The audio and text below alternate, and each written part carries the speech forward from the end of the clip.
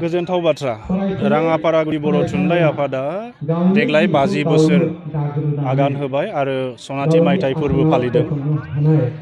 बेहाय हाग्रा बंग्राजों बुंफबनाय मोनसे ओनसोल बेयाव हादान सेफायनानै रायजो जाफैनाय समनिफ्राय थांनाय 50 बोसोर बर' थुनलाइ आफाद गायसननानै आरो बे बर' थुनलाइ आफादनि नाजानाय दैदेननायावनो बे ओनसोलाव बर' बिजोंनि गुदि फरायसालि गेजेर फरायसालि गोजौ फरायसालि गायसननानै सोलोंथाइ गोसारहोनाय बर' माहारिखौ अलखदनि समफोराव बर'नि देरसिन आफाद हिसाबै समाजखौ हमथानानै लाखिनाय बे गासै बिथिङाव जाफुंसार 50 बोसोर खामानि मावबोनायनि थाखाय आं राङापारागुरि बर' थुनलाइ आफादखौ आंनिफ्राय बरायनाय जासिदों आरो बेनिफ्रायनो मोनसे गोदान आरो मुगा जागायजेनगोन होननानै सानदों।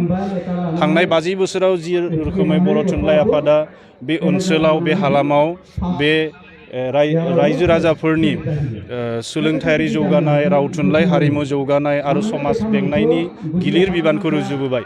फैबाय थानाय समावबो आरो जों मोनसे दावगासिननाय हारि हिसाबै मोनसे मडार्न बर' समाज दानायनि बिथिङावबो बर' थुनलाइ आफादा फैबाय थानाय 50 बोसोराव गाहामैनो गाहाम दैदेननो हागोन बेखौ मिजिंथिनाय जाबाय।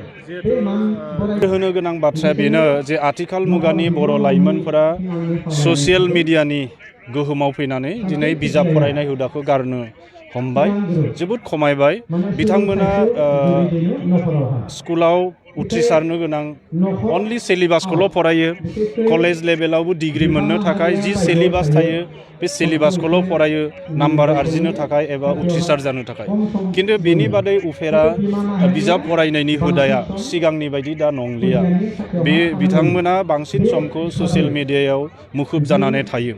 दा बेयो जोबोद नोजोर गोनां बाथ्रा। बेनिखायनो जों बर' थुनलाइ आफादा बे बाथ्राखौ मोनदांदों जे जोंबो बर' राव आरो थुनलाइनि गोबां बाथ्राफोरखौ जों दा कन्टेन्ट्सआव लांनांगोन। इलेक्ट्रनिक बिजोङाव ससियेल मिडियायाव जों एभेलेबल मोननो हानाय बायदि खालामनो हागोन। अब्लासो फैबाय थानाय लाइमोनफोरा बे ससियेल मिडिया बा इलेक्ट्रनिक मिडियानि गेजेरजोंबो बर' रावखौ फरायनो सोलोंनो बा बिनि बाहायनायखौ बिथांमोना मुखुब जानो हागोन। दा बेखौ जों मोनदांदों आरो जों खावलायगोन जे दानि लाइमोन जोलैफोरा इंराजि मिडियामावनो फरायथों, गुबुन हिन्दी असमिया बर'आवथ' फरायखागोनानो, जायफोरा गुबुन बिजोङावबो फरायो बिसोरबो जाहाथे बर' रावखौ मोनसे ससियेल मिडियानि लेंगुवेज हिसाबै बाहायो। मानोना अब्लासो जोंनि भाषाया जोंनि रावा जोंनि थुनलाइया मोनसे इलेक्ट्रनिक्स एबा टेक्निकेल लेंगुवेज हिसाबै गोसारनायनि खाबुखौ मोनगोन। बेनिखायनो बयबो बर' रावखौ ससियेल मिडियायाव बाहायनो थाखाय जों खावलायदों। दिनै मबाइलनिफ्राय जागायजेननानै इन्टारनेटनि मुगा जि फैबाय बेयावथ' मानसिफोरनि जिउ खुंनायनि आदब खान्थिया गोबां जौगाबाय।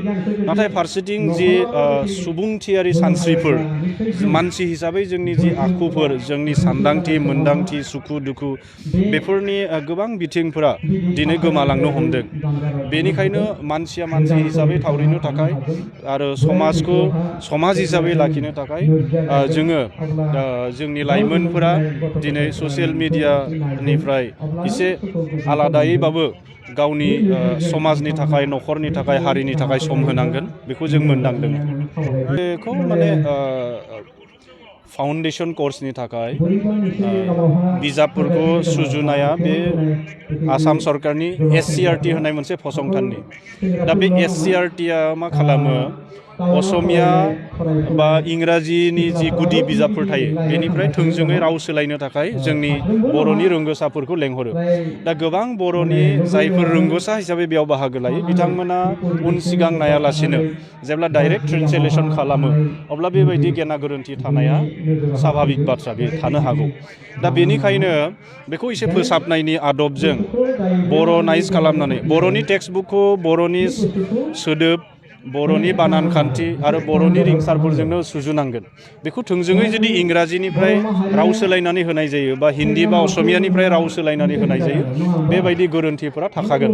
बेनिखायनो जोंनि खावलायनाय जे एससिआरटिनि जायफोर रोंग'साफोरा जोंनि बर'नि टेक्सटबुकखौ सुजुयो बिथांमोना बर'नि गुबै सोदोब गुबै रोंसारथिफोरखौ बुथुमनानैसो बिथांमोना बिजाबखौ सुजुनांगौ थोंजोङै राव सोलायनो नाङा